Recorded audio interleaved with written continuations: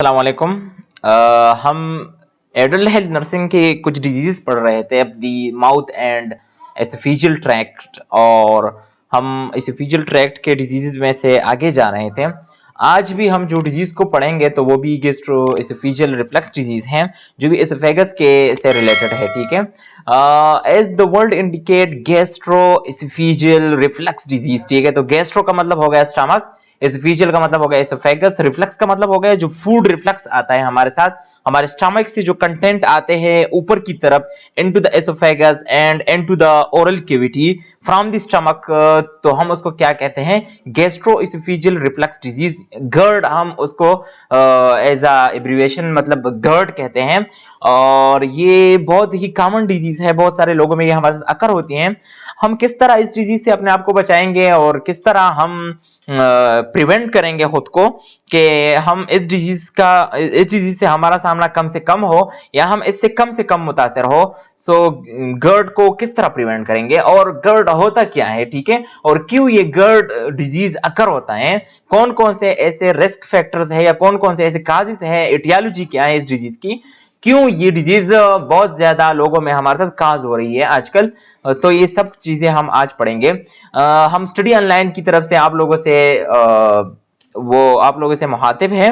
अगर आप अभी तक आप लोगों ने स्टडी ऑनलाइन को सब्सक्राइब नहीं किया है तो जल्द से जल्द चैनल स्टडी ऑनलाइन को सब्सक्राइब करें, ताकि एडल्ट हेल्थ नर्सिंग या नर्सिंग से रिलेटेड जो भी वीडियोस है वो आप लोगों तक इजीली पहुंचे और आप लोगों के नॉलेज में क्या इजाफा होता रहे। इस प्रेजेंटेशन के जो ऑब्जेक्टिव्स होंगे वो definition of the GERD, pathophysiology of GERD, clinical manifestation, जो साइन एंड सिम्टम्स है उसको हम क्लिनिकल मैनिफेस्टेशन भी कहते हैं, अब the GERD disease, diagnostic evaluation, हम किस तरह डायग्नोस करेंगे इस डिजीज को, एंड ट्रीटमेंट क्या होगी हमारे साथ इस डिजीज की, और कौन कौन से ऐसे कॉम्प्लिकेशंस आते हैं इस डिजीज के साथ। What is GERD, gastroesophageal reflux disease को हम किस तरह डिफाइन करते हैं? A condition that occurs when the lower esophageal sphincter does not close properly and stomach contents leak back और रिफ्लक्स इनटू द एसोफेगस। हमने इससे पहले भी एक डिजीज पढ़ा, उसका नाम था एक्लेजिया। आप लोग वो नीचे हम वो लिंक दे देंगे डिस्क्रिप्शन में कि आप लोग एक्लेजिया पढ़ सकते हो। एक्लेजिया बिल्कुल इसकी उलट थी। एक्लेजिया में हमारे साथ जो लोअर एसोफेजियल स्फिंक्टर मसल्स थे उनकी टोनिसिटी हो जाती थी, उनकी जो कंट्रैक्शन थी वो बढ़ जाती थी और वो इजीली फिर रिलैक्स नहीं होते थे। लेकिन इसमें जो लोअर एसोफेजियल स्फिंक्टर मसल्स होते हैं वो हमारे साथ रिलैक्स होते हैं, बल्कि नॉर्मल से भी ज्यादा वो रिलैक्स होते हैं, उनकी प्रेशर कम होती है, उनकी टोनिसिटी कम होती है। सो इजीली जो स्टमक कंटेंट है वो ऊपर आना शुरू हो जाते हैं, उनकी रिफ्लक्स होती है into the esophagus and into the oral cavity. और फिर उसके साथ काफी सारे कॉम्प्लिकेशंस भी आते हैं, क्योंकि ये जो स्टमक कंटेंट्स होते हैं इनमें से हमारे साथ एसिड्स होते हैं और बहुत सारे ऐसे केमिकल्स होते हैं जो कि आपके एसोफेजियल या ओरल कैविटी या फेरिंग्स या लैरिंग्स उनकी इन्फ्लेमेशन काज कर सकती हैं। The lower esophageal sphincter is a ring of muscles at the bottom of the esophagus that acts like a valve between the esophagus and stomach. ये जो lower esophageal sphincter muscles है ये आपके साथ esophagus के end पर ऐसे smooth muscles हैं जो कि as a valve काम करते हैं। जब food content आते हैं तो वहां पर जो myenteric plexus की जो nerve innervations होती है वो उनको मैसेज देती हैं कि आपने क्या होना है, आपने रिलैक्स होना है और फूड कंटेंट्स को आपने एज अ पेरिस्टालसिस नीचे स्टमक में लेके जाना है। लेकिन ये जब ये वाल्व की जो ये प्रेशर है, जो ये टोनिसिटी है वो हद से ज्यादा भी कम हो जाती है तो हमारे साथ फिर गर्ड डिजीज काज होती है। ये वाल्व जो है वो हमारे साथ फिर सुस्त पड़ जाते हैं। ये आप देख सकते हैं गैस्ट्रोएसोफेजियल रिफ्लक्स डिजीज आपके साथ, ये स्टमक है, ठीक है, ये आपके साथ लोअर एसोफेजियल स्फिंक्टर मसल्स है और ये स्टमक के कंटेंट्स आपके साथ रिफ्लेक्स कर रहे हैं into the oesophagus through the lower esophageal sphincter muscles, जो कि आपके साथ क्या है, रिलैक्स हैं और उनकी जो टोनिसिटी है वो हमारे साथ कम हो गई है। गर्ट की काज क्या हो सकती है? या तो आइडियोपैथिक हो सकती है या आपकी हाइटल हर्निया, जो जिसका लिंक हम नीचे डिस्क्रिप्शन में दे देंगे, जो कि हमने पढ़ा है वो आप पढ़ सकते हैं इजीली कि हाइटल हर्निया हमारे साथ है क्या। सो हाइटल हर्निया में also contribute to GERD. Other factors that may contribute to GERD, alcohol use जो लोग करते हैं वो आपके साथ उनकी टोनिसिटी, जो लोअर इसोफेजियल स्पेंटर मसल्स की जो टोनिसिटी वो कम हो जाती है, वो तो उनसे भी वो लोग जो अल्कोहल यूजेज करते हैं, जो एडिक्ट होते हैं, उनमें भी ये गर्ड डिजीज इजीली काज होती है। ओवरवेट लोग हम इस तरह हम कह सकते हैं कि उनमें गर्ड डिजीज कुछ इस तरह काज होती है कि उनका जो एब्डोमिनल प्रेशर होता है वो काफी ज्यादा होता है। तो एब्डोमिनल प्रेशर की वजह से उनको जो स्टमक पे प्रेशर पड़ता है, और स्टमक की प्रेशर पड़ने से लोअर एसोफेजियल स्पेंटर मसल्स पे प्रेशर पड़ता है और उनकी रिलैक्सेशन हो जाती है। प्रेगनेंसी की वजह से भी आपके साथ स्टमक पे प्रेशर पड़ के, वही स्टमक पे प्रेशर पड़ के lower oesophageal sphincter muscle relax पड़ जाते हैं। स्मोकिंग की वजह से भी टोनिसिटी लॉस होती है of the lower oesophageal sphincter muscles, और वो आपके साथ रिलैक्स होना शुरू कर देते हैं। पैथोफिजियोलॉजी इस डिजीज की कुछ यूं है कि decrease lower oesophageal sphincter muscles, जो स्पेंटर प्रेशर है, जो लोअर एसोफेजियल स्पेंटर प्रेशर है वो डिक्रीज हो जाते हैं, तो उनकी वजह से आपके साथ जो स्टमक के कंटेंट है वो ऊपर आना शुरू हो जाते हैं। Primary barrier to gastrooesophageal reflux is the lower oesophageal sphincter muscle. जो आपके साथ जो बैरियर है टू द स्टमक और एसोफेगस के दरमियान जो बैरियर है, जो कि स्टमक के कंटेंट को ऊपर आने से रोकते हैं, तो आपके साथ क्या है, इलियस है या लोअर एसोफेजियल स्पेंटर मसल्स है, और वहां पर एक प्रेशर होता है। LES normally works in conjunction with the diaphragm. If barrier disrupted, food goes back from the stomach to esophagus, maybe due to spontaneous transient ileus relaxation। इसमें आपके साथ जो लोअर एसोफेजियल स्पेंटर मसल्स हैं उनकी spontaneous transient relaxation होती है, इसीलिए आपके साथ ये फूड कंटेंट ऊपर आते हैं। Temporary increase in intra abdominal pressure, जब आपके साथ इंट्रा एब्डोमिनल प्रेशर बढ़ेगा तो आपके साथ फूड कंटेंट पे प्रेशर बढ़ेगा कि वो ऊपर आए, मतलब स्टमक पे प्रेशर बढ़ेगा, और जब स्टमक मसल्स पे प्रेशर बढ़ेगा तो आपके साथ food content lower oesophageal sphincter muscles के थ्रू ऊपर आएंगे in the esophagus and into the pharynx, larynx और oral cavity and atonic LES. और या आपके साथ जो एलियस है उनकी टोनिसिटी काफी ज्यादा कम हो गई है, वहां पर नाइट्रिक ऑक्साइड इतने वाफिर मकदार में मौजूद है को बार बार इसको क्या कर रहे हैं, रिलैक्स कर रहे हैं, तो आपके साथ एटोनिसिटी ऑफ द एलियस भी आपके साथ एक काज हो सकती है गर्ड डिजीज की। फैक्टर्स इफेक्टिंग एलियस टोन्स, जो ये टोनिसिटी डिस्टर्ब करती है, वो फैक्टर्स क्या क्या है, तो कुछ ऐसे ड्रग्स हैं जो आपके साथ क्या करती हैं, एलियस को रिलैक्स करती है बहुत ज्यादा, और वो रिलैक्सेशन आपके साथ उनकी टोनिसिटी लॉस हो जाती है, और फिर फूड कंटेंट आपके साथ इजीली स्टमक से एसोफेगस में आ सकते हैं। Drugs that reduce LES tone include calcium channel blockers like nifedipine, verapamil, diltiazem, nitrates. ये आपके साथ ऐसे ड्रग्स है जो आपके साथ क्या करते हैं, जो लोअर एसोफेजियल स्पेंटर मसल्स हैं उनको रिलैक्स करते हैं या उनकी टोनिसिटी को कम करते हैं, तो आपके साथ फूड कंटेंट फिर इजीली ऊपर आ सकते हैं। Foods that reduce LES tone include chocolates, fatty foods, onions, peppermint and garlic. ऐसे फूड है ये जो आपके साथ एलियस की टोनिसिटी को कम करते हैं, like chocolate, fatty foods, onions, peppermints and garlic. ये फूड्स अगर आप वाफिर मकदार में लोगे तो आपके साथ गर्ड डिजीज इजीली काज हो सकती है। स्मोकिंग में निकोटीन होती है, और ये निकोटीन भी आपके साथ एलियस की जो टोनिसिटी है वो कम करती है।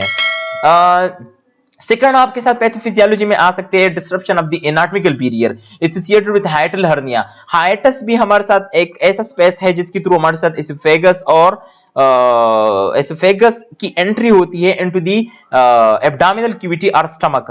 The size of hiatal hernia is proportional to the frequency of LES relaxation. आपके साथ हाइटल हर्निया भी आपके साथ क्या करती है, इलियस की रिलैक्सेशन काज करती है, और उन रिलैक्सेशन की वजह से आपके साथ फूड कंटेंट इजीली फिर आपके साथ क्या वो ऊपर आ सकते हैं। और हाइटल हर्निया पर हमने ऑलरेडी एक लेक्चर दिया है, वो हम डिस्क्रिप्शन में दे देंगे, और फिर आप लोगों तक इजीली वो पहुंचेगी।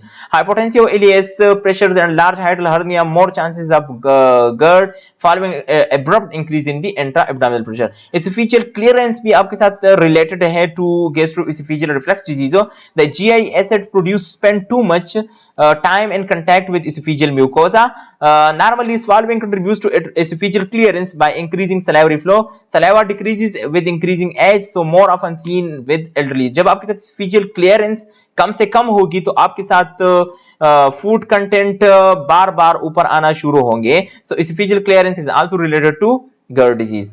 डिलेइंग गैस्ट्रिक एम्प्टीइंग, आपके साथ गैस्ट्रिक जो एम्प्टीइंग है वो डिले होता है, अपने नॉर्मल टाइम से ज्यादा टाइम लेता है कि वो आपके साथ गैस्ट्रिक एम्प्टीइंग हो, तो आपके साथ उसके साथ भी आपके साथ क्या गैस्ट्रोएसोफेजियल रिफ्लक्स डिजीज काज हो सकती है।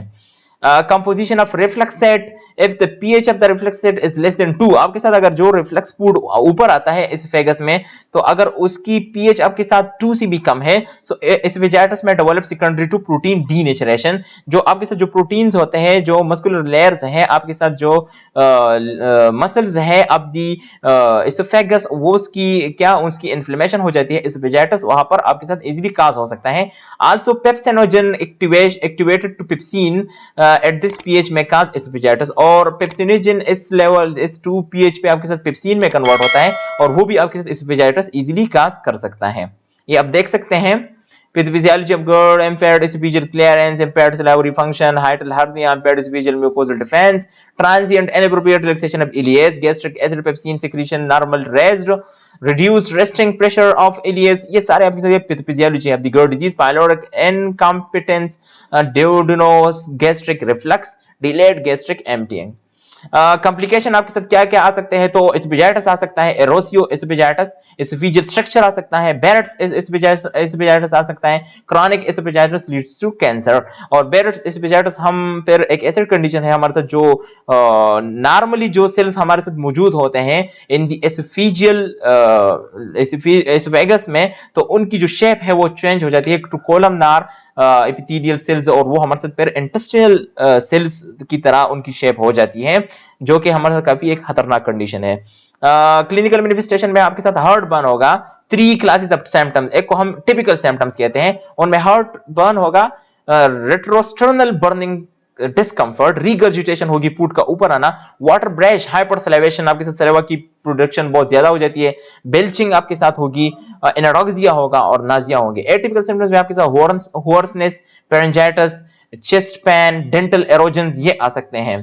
अलार्म साइन सिम्टम्स में आपके साथ आ सकते हैं dysphagia, early satiety, GI bleeding, odynophagia, vomiting, unexplained weight loss, iron deficiency, anemia, choking, continual pain, ये आपके साथ क्या अलार्म साइंस एंड सिम्टम्स है कि फिर आपने क्या करना है, डॉक्टर के साथ अपने डायरेक्टली अपॉइंटमेंट पिक करना है ताकि आप जल्द से जल्द ठीक हो जाओ, वरना ये कंडीशंस आपके साथ फिर काफी सारे कॉम्प्लिकेशन की तरफ आपको ले जा सकती हैं। Diagnostic evaluation हमारे साथ if classic / typical signs and symptoms like heartburn and regurgitation exist in the absence of alarm symptoms, the diagnosis of GERD can be made clinically and treatment can be initiated. The following studies are used to evaluate patients with suspected gastroesophageal reflux disease. upper gastrointestinal endoscopy हम करते हैं, esophageal manometry करते हैं, और हम देखते हैं कि वहां पर आपके साथ जो इलियस की जो टोनेसिटी है उनमें प्रेशर आपके साथ कितना है। गोल्स ऑफ थेरेपी: एलिविएट और एलिमिनेट द पेशेंट सिम्टम्स, आपने सिम्टोमेटिक ट्रीटमेंट करनी है कि पेन है, बर्न है, क्या है, हार्ट बर्न है, कौन कौन से ऐसे सिम्टम्स है उनको आपने क्या करना है, ट्रीट करना है। डिक्रीज द फ्रीक्वेंसी और recurrence and duration of gastro-oesophageal reflux, promote healing of the injured mucosa, prevent the development of complications. आपने बेटर लिविंग लाइफस्टाइल्स में भी आपने काफी मॉडिफिकेशन लाने होंगे, like avoid large meals, avoid acidic foods like citrus, tomatoes, alcohol, caffeine, chocolate, onions, garlic, peppermint, decrease fat intake, ये आपने क्या करना है, कम से कम करने हैं। Avoid lying down within 3 to 4 hour after meal, आपने फिर भागना है, आपने क्या करना है, वॉकिंग करना है, जब आप खुराक कर लो 3 to 4 आवर्स के लिए आपने लेटना नहीं है। Elevate head of bed 4 to 8 inches, आपने क्या करना है, आपने पिलो रखना है कि आपका जो हेड है वो एलिवेट हो। avoid medicines that may potentiate GERD like calcium channel blockers, alpha agonist, theophylline, nitrates, sedatives, NSAIDs, इनका यूज आपने क्या करना है, कम से कम करना है, क्योंकि ये GERD डिजीज को पोटेंशिएट करती हैं। avoid clothing that is tight around the waist, lose weight, stop smoking, आपने अपने वेट को लॉस करना है और स्मोकिंग को आपने क्या करना है, स्टॉप करना है। आपने क्या क्या मेडिकेशन यूज करने हैं ड्यूरिंग GERD डिजीज, तो आपने एंटासिड्स लाइक म्यूकेन, माइलेंटा, गेविस्कान, ये आपने यूज करने हैं कि आपके जो एसिड बैलेंसेस हो वो आपके साथ एसिड जो हो वो आपके साथ बैलेंस में रहे, ताकि आपके जो मस्कुलर लेयर है द स्टमक एंड एसोफेगस वो आपके साथ ज्यादा से ज्यादा एरोस ना हो। आपने H2 ब्लॉकर्स यूज करने हैं, सिमेटिडीन, फेमेटिडीन, रेनिटिडीन, के आपके साथ एसिड की जो प्रोडक्शन वो कम से कम हो। प्रोटॉन पंप इनहिबिटर्स यूज करने हैं आप आपने कि एसिड की प्रोडक्शन कम से कम हो, like omeprazole, lansoprazole, pantoprazole, rabeprazole, esomeprazole. Prokinetics आपने यूज करने के आपके साथ मोमेंट क्या हो, आपके साथ इंक्रीज हो, लाइक मेटोक्लोप्रामाइड एंड डोमपिरिडोन, ये आपने यूज करने हैं। नर्सिंग डायग्नोसिस हमारे साथ इस डिजीज की क्या क्या बन सकते हैं? So risk for respiration related to regurgitation secondary to GERD, imbalanced nutrition less than body requirement related to anorexia, nausea and vomiting, acute pain related to inflammation of the esophagus lining, ineffective airway clearance related to a reflux of fluid into the larynx and throat, impaired swallowing related to narrowing the structure of the esophagus due to gastroesophageal reflux disease। Nursing intervention आप क्या क्या ऐसे nursing intervention apply करोगे for such type of patients? To reduce intraabdominal pressure you have the patient sleep in reverse Trendelenburg position. आपने patient को Trendelenburg position में लेटाना है ताकि आपके साथ जो पेशेंट का जो स्लीप जो एब्डोमिनल प्रेशर है वो कम से कम हो, with the head of the bed elevated 6 to 12। आपने 6 to 12 उसको क्या करना है? एलिवेट करना है। encourage the patient to avoid lying down immediately after meals and late night snacks। आपने पेशेंट को ये बताना है कि उनको आपने एजुकेट करना है कि जब भी आप खाना खाओ तो आपने वॉक करनी है, जल्द से जल्द आपने नहीं सोना, बल्कि 3 to 4 आवर्स के लिए आपने क्या करना है? आपने नहीं सोना है, और लेट नाइट में आपने स्नैक्स नहीं खाने हैं, ठीक है? Monitor the patient's response to therapy and compliance with treatment. If surgery was performed, monitor his intake and output and vital signs, monitor for complication of the disease and of surgery if appropriate, teach the patient about the causes of gastroesophageal reflux and review his anti-reflux regimen for medication, diet and positional therapy, discuss the recommended dietary changes, instruct the patient to avoid situation or activities that increase intra-abdominal pressure, encourage the patient compliance with his drug regimen। ये था हमारे साथ gastroesophageal reflux disease। I hope आप लोगों ने काफी हद तक इसको समझा होगा क्योंकि काफी डिटेल में हमने इसको पढ़ा। गैस्ट्रोएसोफेजियल रिफ्लक्स डिजीज काफी इजी डिजीज है ये, और एकलीजिया एक दूसरे के बिल्कुल अपोजिट हैं। और एकलीजिया में आपके साथ क्या होता था? वो आपके साथ जो एलियस थी उनकी टोनिसिटी बढ़ जाती थी, लेकिन इसमें जो एलियस हैं लोअर एसोफेजियल स्पेंसर मसल्स, उनकी टोनिसिटी आपके साथ कम से कम हो जाती है, और फूड का जो रिफ्लक्स है वो रिगर्जिटेशन आपके साथ इजीली होती है into the oesophagus into the larynx pharynx, और इसमें आपके साथ एस्पिरेशन निमोनिया इजीली काज होती है। उसमें भी एस्पिरेशन निमोनिया होता था क्योंकि आपके साथ लोअर एसोफेजियल स्पेंसर मसल्स बनते हैं, लेकिन इसमें लोअर एसोफेजियल स्पेंसर मसल्स आपके साथ इजीली खुलते हैं और फूड कंटेंट ऊपर आते हैं। उसमें से फूड कंटेंट नीचे जाते ही नहीं थे, उसमें से फूड कंटेंट आप ऊपर आ रहे हैं। सो एक दूसरे के बिल्कुल ही अपोजिट हैं। आई होप कि आप लोगों ने काफी हद तक इसको समझा होगा। लेट्स सपोज आपको फिर भी कोई भी ऐसे मतलब कॉम्प्लिकेशंस आ रहे हैं तो आपने कमेंट बॉक्स में हमसे क्वेश्चंस करने हैं, हम आपको जल्द से जल्द आंसर करेंगे। हमारे वीडियो को लाइक करें, हमारे चैनल को सब्सक्राइब करें, अपने फ्रेंड्स के साथ शेयर करें ताकि उनके नॉलेज में भी ज्यादा से ज्यादा इजाफा हो और नर्सिंग के मुताबिक उनकी जो नॉलेज है वो बढ़ती जाए। I hope you like the video and subscribe our channel and thank you for listening.